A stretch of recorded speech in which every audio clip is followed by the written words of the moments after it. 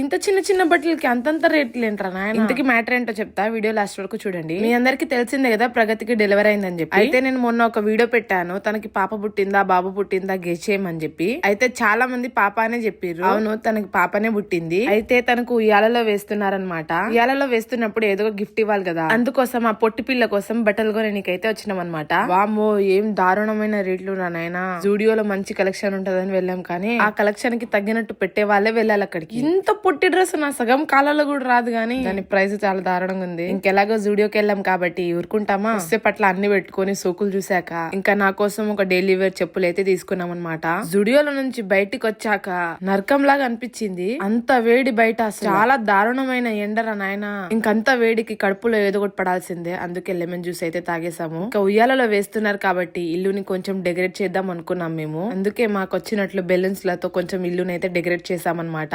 మేము డెకరేట్ చేసే లోపే వాళ్ళ మమ్మీ వాళ్ళు అయితే ఉయ్యాల తెచ్చేసి దాన్ని సెటప్ కూడా చేసేసి అన్నం ఫుడ్ కూడా వండేసారు అనమాట. ఇంకా మేము రెడీ అవ్వలేదు, కానీ నా ఎగ్జైట్మెంట్ అంతా ఫ్లాప్ అయిపోయింది. నేనైతే చాలా డిసప్పాయింట్ అయిపోయినా. ఇంతకీ ఏం జరిగిందంటే